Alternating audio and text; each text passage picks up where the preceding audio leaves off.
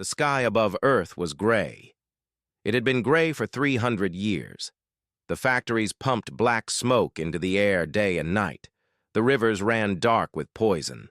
The forests were gone. The oceans were dying. This was not the Earth that humans once knew. This was a prison. The Vorathine had come from the stars 3 centuries ago. They arrived in ships that blocked out the sun. Their army numbered in the billions. Humanity had fought back with everything they had. Missiles, bombs, soldiers, nothing worked.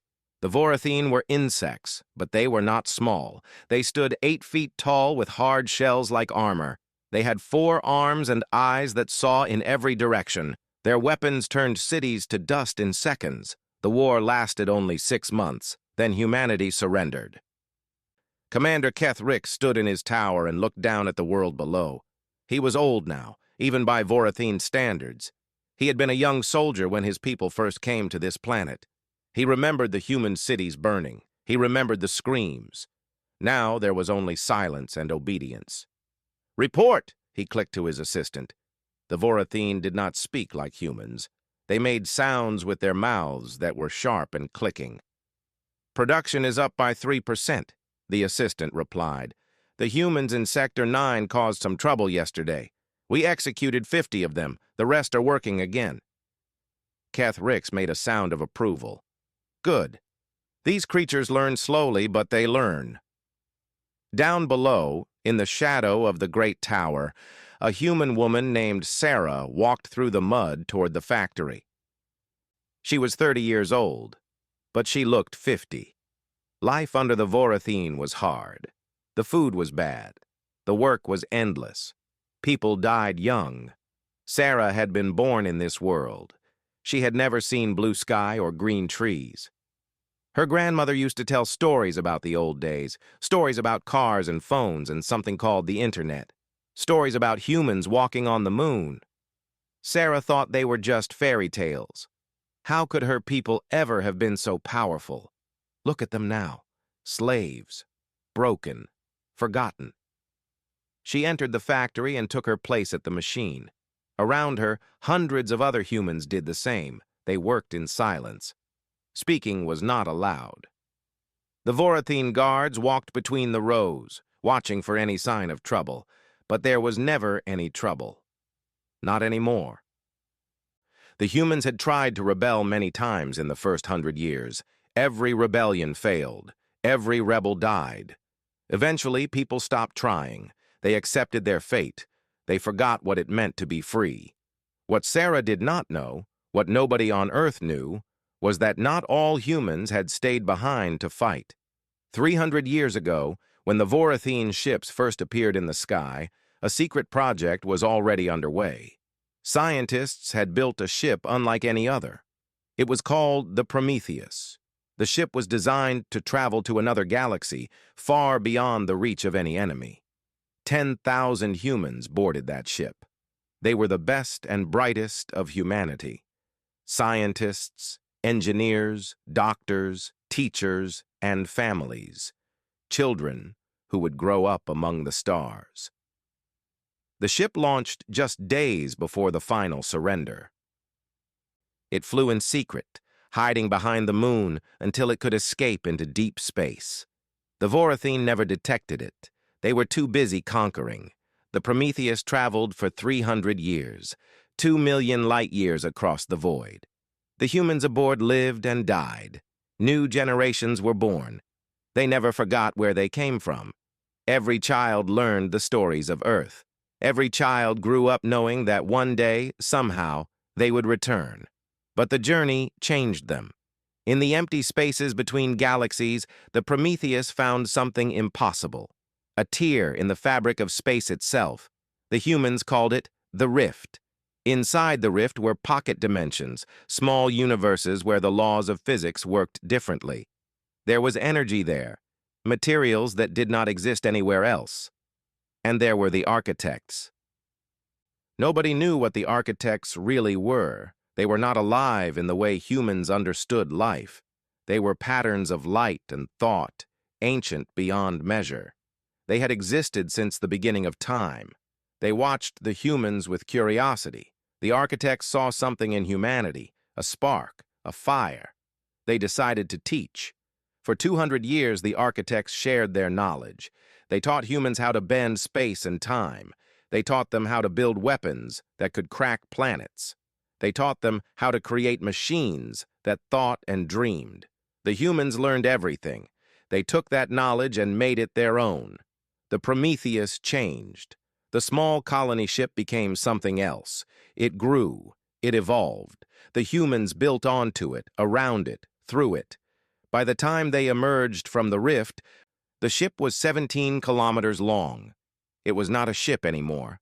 It was a supercarrier, a fortress, a city of steel and light carrying weapons that could break gods. And then they heard it. A signal. Faint. Old. Buried in the background noise of the universe. It came from the Milky Way galaxy, from a small yellow star, from a planet called Earth. It was a distress beacon, 300 years old, still calling for help. On the bridge of the Prometheus, a man named Marcus Cole listened to the signal. He was the great-great-grandson of the original colonists. He had grown up on the ship. He had trained his whole life for war. He had never seen Earth, but he knew it in his heart. "Set course for the Sol system," he said. His voice was calm, but his hands were shaking. "We are going home." The Prometheus turned toward the Milky Way, toward Earth, toward a people who had been waiting for salvation, and they did not know it yet, but salvation was coming. Marcus Cole walked through the corridors of the Prometheus. The walls hummed with energy. Lights flickered in patterns that seemed almost alive. The ship was more than metal and wire now. It was something greater. The architects had taught them how to build machines that could think, and the Prometheus had been thinking for a very long time. He stopped at a window and looked out into space. Stars stretched in every direction like dust scattered across black cloth. Somewhere out there, millions of light years away, was the place his ancestors called home. "Commander Cole," a voice came from behind him. Marcus turned. Lieutenant Chen stood at attention. She was young, barely 25, but she had the eyes of a soldier. Everyone on the Prometheus did. They had been preparing for this moment for generations. "Report," Marcus said. "We have finished the final calculations. The jump to the Milky Way will take approximately 3 days. The ship is ready. The crew is ready." She paused. "We are all ready, sir." Marcus nodded slowly. 3 days. After 300 years of waiting, 3 days felt like nothing. He thought about his grandmother. She had been one of the original colonists. She was 7 years old when the Prometheus launched from Earth. She lived to be 112, and she spent every day of her life telling stories about the world they left behind. "The sky was blue, Marcus," she used to say. "Can you imagine? Blue like the brightest stars, and the trees were green, so much green. And there were animals, birds that sang in the morning, dogs that loved you no matter what. It was beautiful." Marcus never saw those things. He grew up in metal hallways and artificial light. But his grandmother's words painted pictures in his mind, pictures of a world worth fighting for. "Gather the senior officers," he told Chen. "We need to prepare the crew." An hour later, Marcus stood in the great hall at the center of the ship. 10,000 people lived on the Prometheus, and most of them had gathered to listen. They stood in rows, families together, children holding their parents' hands. These were the descendants of Earth, the lost children of humanity. 300 years ago, Marcus began, our ancestors made a choice. They left behind everything they knew to save what they could of humanity. They flew into the darkness with nothing but hope and courage. They trusted that one day their children would return. He paused and looked at the faces before him, old and young, men and women, all of them watching him with fire in their eyes. "We are those children," he continued. "We have traveled farther than any human has ever traveled. We have learned things that were thought impossible. We have become something new, something stronger. Marcus raised his fist. But we have not forgotten. We remember Earth. We remember our people. And we know that they are still there, suffering under the rule of monsters. The crowd was silent. Every breath was held. 3 days from now, we will arrive at Earth. We do not know exactly what we will find. The Vorathene have had 300 years to do their worst. Our brothers and sisters may have lost hope. They may have forgotten who they are. His voice grew harder. But we have not forgotten them. He pointed toward the window, toward the stars that waited beyond. The Vorathene think humanity is finished. They think they have won. They think we are nothing but slaves to be worked and killed. Marcus smiled, and it was not a kind smile.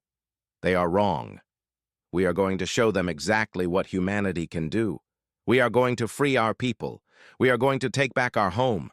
And we are going to make the Vorathene wish they had never heard of Earth. The crowd erupted. Cheers filled the hall. People cried and hugged each other. Children climbed onto their parents' shoulders. For 300 years, this had been their dream. Now it was finally happening. In the back of the hall, an old woman watched in silence. Her name was Elena Cole. She was 94 years old and Marcus's grandmother on his mother's side. She was the last person alive who had been born on Earth. She had left when she was just a baby, too young to remember anything. But her parents had told her stories, and she had told those stories to her children, and they had told them to their children. Now she watched her great-grandson prepare for war, and she felt something she had not felt in a long time. Hope. The Prometheus began its final preparations. Engineers checked every system twice. Soldiers trained with weapons that could tear holes in space. Pilots practiced maneuvers that would have seemed like magic to the humans of old Earth. Marcus spent the 3 days studying everything they knew about the Vorathene, their ships, their weapons, their tactics. They were strong, but they were not creative. They conquered through numbers and brutality. They had never faced an enemy like the humans of the Prometheus. On the morning of the 3rd day, Marcus stood on the bridge. Around him, his officers waited at their stations. The main screen showed the empty void of space. "Navigation," Marcus said. "Are we ready?" "Yes, Commander. Jump coordinates are locked." Marcus took a deep breath. This was the moment his people had waited for, the moment everything changed. "Open the jump gate," he ordered. "Take us home." The Prometheus shuddered. Reality bent around it. Space twisted and folded like paper. For one brief moment, the ship existed everywhere and nowhere at once. Then the void shattered, and the Supercarrier burst through into the Sol system. After 300 years, humanity had returned. The Vorathene patrol ship Scythe of Dominion hung in the darkness beyond Neptune. Commander Vethkal was bored. He had been stationed in this empty corner of the Sol system for 3 years. Nothing ever happened here. Nothing ever would. "Commander," one of his officers called out, "we are detecting something strange." Vethkal clicked his mandibles in annoyance. "What is it? Another asteroid?" "No, Commander. I do not know what it is." Vethkal walked to the sensor station and looked at the screen. His 4 eyes went wide. Space itself was breaking apart. Cracks of light spread across the void like glass shattering in slow motion. Energy readings spiked so high that the sensors could not measure them. Something was pushing through from the other side. Something massive. "Alert the fleet," Vethkal ordered. His voice was no longer bored. "Alert everyone." 11 more Vorathene warships changed course toward the disturbance. They were the finest vessels in the system defense fleet. Each one was a kilometer long, armed with weapons that had destroyed civilizations. Together, they had enough firepower to crack a planet. They would not be enough. The Prometheus tore through the dimensional barrier like a beast escaping from a cage. The cracks in space spread wider, and then the ship emerged. Its hull glowed with strange light. Its engines burned with the fire of captured black holes. It was 17 kilometers of death and fury, and it had come home. Vethkal stared at the image on his screen. His mind could not process what he was seeing. The ship was bigger than anything he had ever encountered. Its energy signature was off every scale. It should not exist. It could not exist. But it did. "Unknown vessel," Vethkal broadcast, his voice shaking despite his efforts to stay calm. "You have entered Vorathene space. Identify yourself immediately, or you will be destroyed." There was a long pause. Then a voice came through the speakers. It spoke in perfect galactic standard, but there was something beneath the words, something old, something angry. "This is the human supercarrier Prometheus. We are the children of Earth. We have returned for our people." Vethkal felt cold fear crawl through his body. Humans? That was impossible. The humans were slaves. The humans were broken. The humans did not have ships like this. Nobody had ships like this. "Human vessel," he managed to say. "Stand down. You are outnumbered. Surrender, and you will be treated fairly." The response was not words. It was light. The Prometheus opened fire with weapons that bent the rules of reality. Beams of compressed gravity ripped through space, punching holes in the fabric of existence itself. The first beam hit the scythe of Dominion dead center. Vethkal had one moment to realize what was happening. Then his ship ceased to exist, not destroyed, not broken, simply erased from the universe as if it had never been there at all. The other Vorathene ships tried to fight back. They fired missiles and plasma cannons. Their weapons were powerful enough to melt mountains. Against the Prometheus, they might as well have been throwing stones. The supercarrier's shields absorbed everything without effort. Then it returned fire again and again. Each shot was perfect. Each shot was deadly. In less than 2 minutes, all 12 Vorathene ships were gone. Debris floated where a fleet had been moments before. On the bridge of the Prometheus, Marcus Cole watched the destruction with a cold expression. He felt no joy in killing, but he felt no regret either. These were the creatures who had enslaved his people. These were the monsters who had taken everything from humanity. They deserved no mercy. "Send a message to Earth," he ordered. "All frequencies, every language we know. Make sure everyone can hear it." His communications officer nodded and began working. Within minutes, the message was ready. On Earth, in every labor camp and factory and prison, the broadcasts began. Screens that usually showed Vorathene propaganda flickered and changed. Speakers that usually announced work orders began to play something else. Sarah was in the factory when she heard it. She looked up from her machine, confused. The voice coming through the speakers was strange. It spoke her language, but not with the accent she knew. "People of Earth, this is Commander Marcus Cole of the human supercarrier Prometheus. 300 years ago, our ancestors escaped this world before the Vorathene conquered it. We have spent those centuries preparing, learning, growing stronger."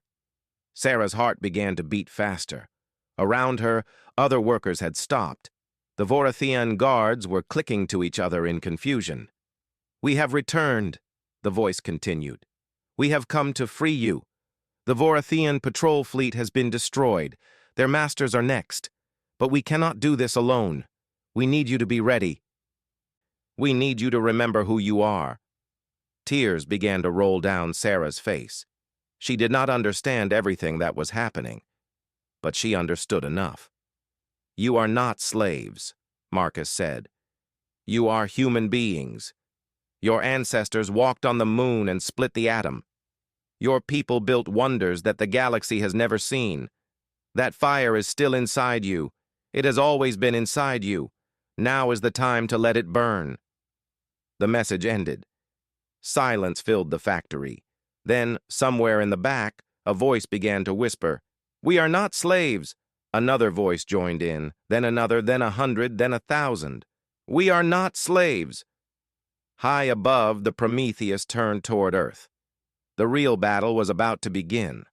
Commander Kethrick stood in his war room and screamed orders at everyone around him. His staff scrambled to obey, their clicking voices filling the air with panic. "I want every ship in the system here now," he shouted. "Contact the home fleet. Tell them to send reinforcements. Tell them to send everything." "Commander," an officer said nervously, "the home fleet will take 48 hours to arrive." "Then we hold for 48 hours. How hard can it be? It is one ship against our entire defense force." But Kethrick did not feel as confident as he sounded. He had seen the recordings from the patrol fleet. He had watched 12 warships vanish in seconds. Whatever that human ship was, it was not like anything he had ever encountered. Humans. The thought made his mandibles click in disbelief. How was this possible? He had spent his entire career keeping the humans broken. He had crushed every rebellion. He had executed every leader. He had made sure they had no hope, no weapons, no will to fight. And yet somehow, a human ship had appeared out of nowhere and destroyed his patrol fleet without even slowing down. Outside, 2,000 Vorathene warships assembled in orbit around Earth. They formed a defensive line between the planet and the approaching Supercarrier. Their commanders were confident. 2,000 ships was the largest fleet ever assembled in this sector. No enemy had ever faced such numbers and survived. Marcus Cole studied the Vorathene formation on his tactical display. He smiled slightly. They were doing exactly what he expected. "They are grouping together," Lieutenant Chen observed. "They think their numbers will protect them." "Their numbers are their weakness," Marcus replied. "They cannot move quickly when they are packed so tight. And they cannot spread out without leaving gaps in their defense." He turned to his weapons officer. "Prepare the Singularity missiles. Target their command ships." "Yes, Commander." The battle began. The Prometheus fired first, launching missiles that contained miniature black holes. The missiles flew into the heart of the Vorathian fleet and detonated. For a brief moment, each explosion created a point of infinite gravity. Ships were pulled together and crushed. Others were thrown wildly off course. The neat formation became chaos in seconds. The Vorathane tried to respond. Thousands of weapons fired at the Prometheus. Plasma beams and railguns and nuclear missiles filled space with light and fire. But the Supercarrier's shields held. The Architect technology absorbed and redirected the energy. The attacks that should have destroyed the ship instead made it stronger. Marcus watched calmly as his ship cut through the enemy fleet. The Prometheus was a fortress, but it was also fast. It moved through the Vorathian formation like a shark through a school of fish, destroying everything it touched. But the battle was not just happening in space. On Earth, Sarah ran through the streets of her sector. The Vorathian guards had left their posts, called away to deal with the uprising that was spreading like wildfire. Everywhere she looked, humans were fighting back. Workers had turned their tools into weapons. Mining drills became spears. Welding torches became flames of rebellion. The Vorathian were strong, but they were outnumbered on the ground. For every guard, there were 100 humans who had finally remembered their anger. Sarah found her brother in the main square. He was bleeding from a cut on his face, but he was grinning. "Did you hear the message?" he asked. "Did you hear it? They came back for us. After all this time, they came back." "I heard it," Sarah said. "Now we have to do our part." They joined a group of rebels heading toward the power station. If they could cut the power, the Vorathene communication systems would go down.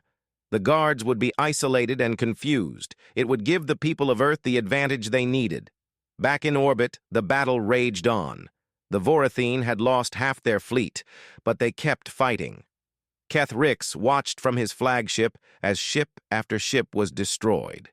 His officers were begging him to retreat, but he refused. "We do not run from animals," he snarled. "We are the Vorathene. We have conquered 100 worlds. We will not be defeated by humans. But even as he spoke, he knew it was a lie. They were being defeated. The human ship was unstoppable. Every tactic they tried failed. Every attack was turned aside. It was like fighting a force of nature.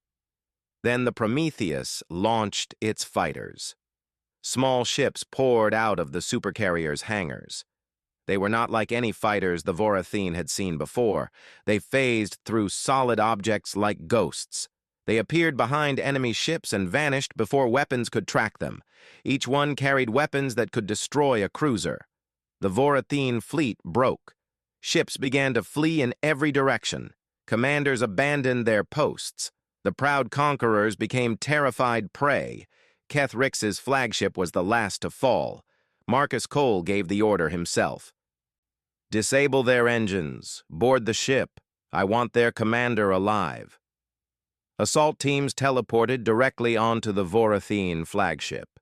They moved through the corridors like shadows, cutting down every guard they encountered. Within an hour, the ship was captured. Marcus walked onto the bridge of the enemy flagship. Keth Rix stood in the center of the room, surrounded by human soldiers. The Vorathene commander looked smaller somehow. Older. Broken. 300 years, Marcus said quietly. 300 years of slavery. 300 years of pain. Do you have anything to say for yourself? Keth Rix stared at him with hatred in his 4 eyes. You cannot win. The Dominion will send more ships, more soldiers. You will be crushed. Marcus leaned closer. Let them come. We will be waiting. He turned to his soldiers. Put him in chains. He will answer for his crimes. Below, on the surface of Earth, the people celebrated. The sky was still gray, but for the first time in 300 years, there was light in their eyes. They were free. 1 month had passed since the liberation of Earth. Marcus Cole stood on a hill overlooking what had once been a Vorathene labor camp. The ugly metal buildings were being torn down. In their place, humans were building homes. Real homes. Simple at first, just wooden frames and cloth roofs, but they were building them with their own hands for their own families. The sky was still gray. The factories had been shut down, but it would take years for the pollution to clear. The rivers were still dark, the soil was still poisoned, Earth was wounded deeply, and healing would be slow, but healing had begun. Marcus watched a group of children playing in a field. They were laughing, running, being children. Most of them had been born in the labor camps. They had never known freedom before. Now they were learning what it felt like. You look tired, a voice said behind him. He turned. Sarah stood there, her arms crossed. She looked different now, stronger. The broken woman from the factory was gone. In her place stood someone who had helped lead a revolution. I am tired, Marcus admitted. There is so much to do, so much to rebuild. Then let us help. Sarah walked to stand beside him. You came to save us. Now let us work together. Your people have knowledge and technology. Our people have numbers and determination. Together we can fix this world. Marcus nodded slowly. That is the plan. The Prometheus carries seeds and soil samples from the Andromeda colonies, clean air generators, water purifiers, medical technology that can cure diseases your people have never been able to treat. We will share everything. And the Vorathene? Sarah asked. What happens to them? Marcus's face hardened. Keth Rix and the other commanders will face trial. They will answer for their crimes against humanity. The rest of the Vorathene forces have been sent back to their territory with a message. What message? That Earth is no longer theirs, that humanity is no longer their slaves, and that if they ever return, we will destroy them completely. Sarah was quiet for a moment. Will they come back? The Dominion? Yes, Marcus said honestly. Eventually. They have conquered 37 species. They cannot let one get away. It would make them look weak. They will gather their forces and return in strength. How long do we have? A year, maybe 2. They will need time to prepare, time to bring ships from across their territory. Marcus turned to face her fully. But we will use that time as well. We will rebuild Earth. We will train your people. We will build more ships and more weapons.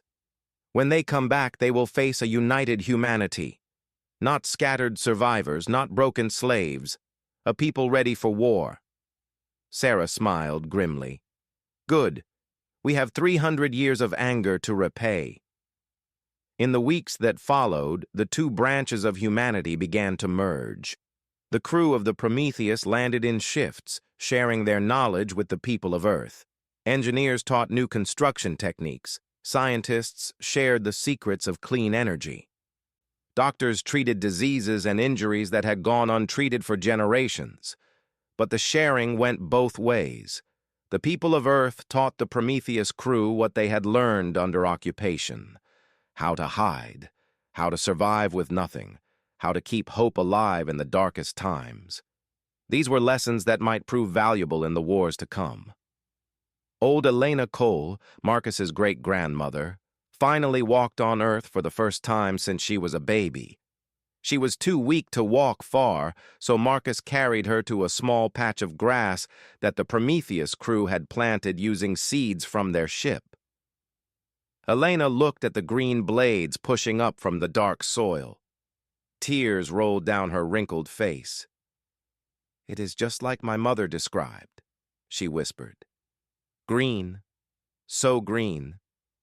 She died 3 days later, peaceful and happy. She was buried on that small patch of grass, the first grave in what would become a memorial garden for all those who had been lost over the centuries. News of Earth's liberation spread across the galaxy. The Vorathene had suppressed all information about the battle, but they could not hide the truth forever. Other enslaved species heard the stories. They heard that the humans, the broken slaves who had been conquered so completely, had returned with impossible weapons and destroyed the entire Sol defense fleet. Hope spread like fire. On a planet called Velith, the insect slaves of the Vorathene began to whisper among themselves. On Krath Prime, the reptilian workers slowed their production and watched their masters with new eyes. Across the Dominion, the seeds of rebellion were planted. Marcus received reports of these developments with satisfaction.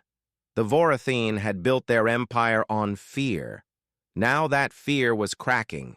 When the Dominion finally came for Earth, they might find that their other conquests had become problems as well. On the last day of the 2nd month, Marcus addressed both populations together.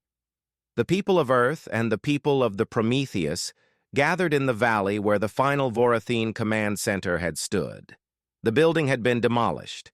In its place stood a simple platform where Marcus now stood. "Today is a new beginning," he said. "For 300 years, our people were divided. Half of us remained here, suffering under the boot of our conquerors. Half of us wandered the stars, waiting for the day we could return. Now we are one again." He paused and looked at the crowd. Hundreds of thousands of faces looked back at him, earthborn and shipborn, young and old, all human. The road ahead will not be easy.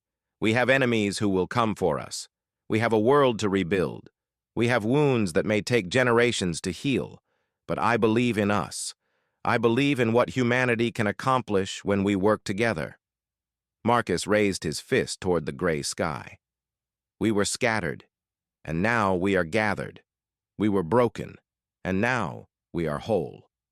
We were forgotten, and now the galaxy will remember our name. We are humanity, and we are just getting started. The crowd roared. The sound echoed across the valley and up into the sky, where the Prometheus hung like a guardian angel. The ship that had saved them. The ship that would protect them in the battles to come. Above them, the gray clouds began to break. For the first time in 300 years, a ray of sunlight touched the surface of Earth. A new dawn had begun.